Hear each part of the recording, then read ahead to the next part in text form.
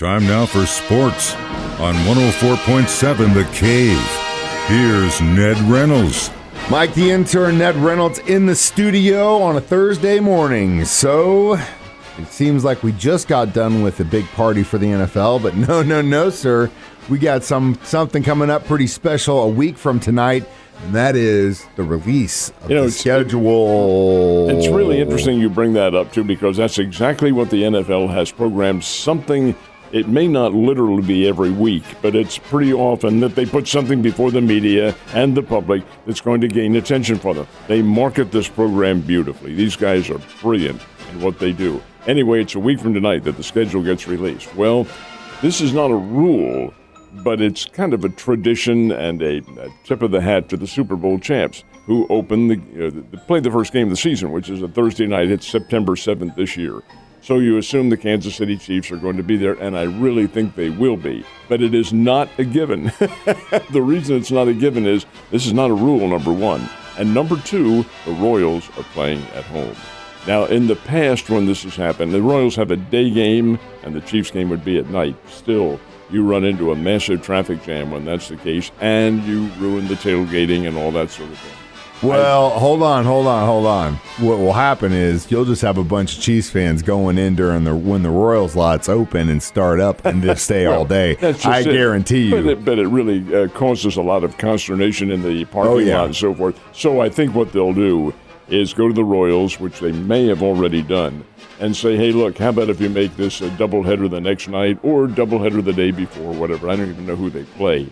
But the fact of the matter remains that they'll come to an agreement somewhere because the Chiefs do have to play that first game. If not, then they'll play on a Sunday. And one of the players on the Chiefs is also, got some money in on that team. So I'm sure he has a little bit. I'm sure he goes in and plays quarterback. I think he may have $1 million or two. Yeah, he might have a little bit of pull in that decision. All right. So, of course, it's also that time of the year when we get into a little bit of horse racing, and there has been some episodes as of late in Kentucky, hasn't there? This is really too bad because it's kind of a pall that's been passed, or I should say, covered over Churchill Downs in Louisville. Yeah, this is Kentucky Derby weekend, and the 149th running of the Run for the Roses is coming up on Saturday. But in this past week, 4 of the thoroughbreds have died at Churchill Downs. Now that's, oh my goodness, that's you just don't have that sort of thing. 2 of them have been accidents on the track in which the horses have suffered fractures of the leg and of the hoof and so forth and so on. That results in euthanizing them because they just can't live in a situation like that. It's way too painful. The other 2 are from the same stable, and this is catastrophic because nothing happened to these horses. They just suddenly collapsed and died, and one of them was to have been in the Derby. Well, the trainer of this particular stable says an incident like this is about 1 in a trillion. 1 in a trillion. And yet it has happened with these 2 horses. They've done all sorts of blood tests on the carcasses of the horses. And nothing has been shown to have happened. Tested the hay, they tested everything, but there's something wrong here where that just does not happen.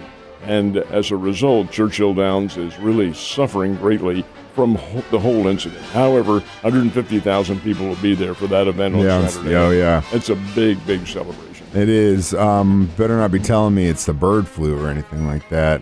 Nobody knows.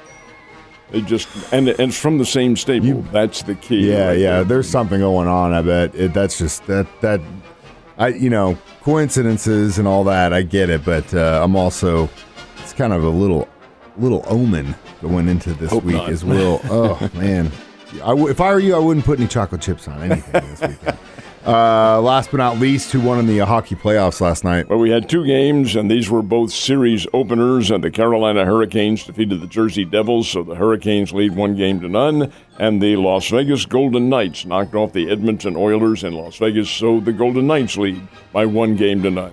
More competition coming up, of course, tonight and this weekend. So yesterday, the St. Louis Cardinals challenged one of the world's best players, and he is damn good. He is better than damn good. He is tremendous, and that's Shohei Ohtani, the 6'4" youngster from he's only 28, from Japan, who my goodness sake, he not only pitches, but he also bats. And he'll bat today as a designated hitter, I assume, in the afternoon game against the Cardinals. Last night he got the start.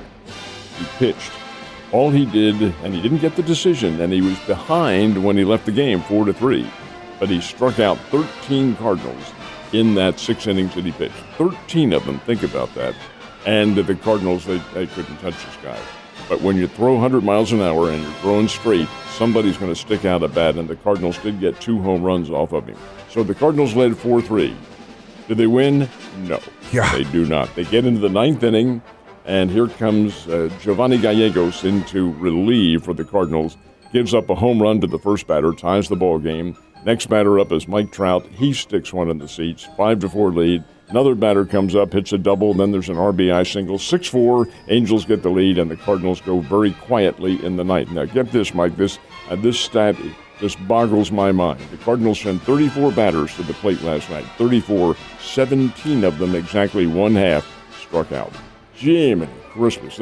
And 13 of them by Ohtani himself. Ohtani is something else. He can be beaten. He said through an interpreter that he was very disappointed that he didn't go 7 or 8 innings last night, but come on. The guy's just utterly overpowering. Now, today he's two-way because he'll play as an offensive player. He's a great hitter. The guy is just a phenomenal athlete. He'll play in today's game. They play under the alleged sun in St. Louis, if they have any sun up there today. It's an afternoon game, and the Cardinals continue to lose. They are now 10-21. 10 wins, 21 losses on the year. This just does not happen in St. Louis. They got a new hitting coach this year, didn't they? He's a brand new hitting coach, and he may be a brand out. Okay. Need I say more? All right. Springfield Cardinals, though. I got to go to the game yesterday, take my son. We had a great time. They look pretty good. But they didn't win. I know. So straight out the gate, though, they look like they were going to have that game, but same deal with the big team, too. Springfield got the lead in that ball game to the Arkansas Travelers, who are pretty good. They're the Seattle Mariners AA Farm Club. Seattle's pretty good. 7-5, the Travelers won that game. The big story was up north at Kauffman Stadium, Kansas City, where the Royals got a win. And what kind of a win did they get? How about a shutout over a hard-hitting team, the Baltimore Orioles? It was Kansas City 6, Baltimore nothing. Zach Greinke gets the win. He only threw 44 pitches. That is all, but he was in when the Royals were able to establish a lead in the ball game and held on. But a shutout of a hard-hitting team like Baltimore, that's pretty good. Maybe Kansas, maybe not either. I'm going to say maybe turning it around, but probably not. Still a nice win for them. 6-0 over the Baltimore Orioles, and Kansas City's now 8-23. 8 wins, 23 losses. It's going to be a long summer. Got one NBA playoff game last night. Who won that one? Yeah, it wasn't very much of a game either. The Boston Celtics knew they had to win at home. You can't go down 2-0 to the 76ers. Philadelphia won the opener. But last night it was all Boston, and this is even with Joel Embiid back in the lineup for Philadelphia. He's the newly crowned NBA Most Valuable Player, but Sixers weren't even in this game. Boston wins it 121-87. So that series is now tied at a game apiece, and the competition now moves back to Philadelphia, and they'll have 2 games down there. Then it's a 2-2-1-1-1 as far as the best of 7 is concerned. I do think it probably goes 7 games, but it'll be interesting. Nonetheless, Celtics tie it up with a 121-87 win. A lot of exciting stuff going on in the sports world right now, Ned. I'll see you tomorrow.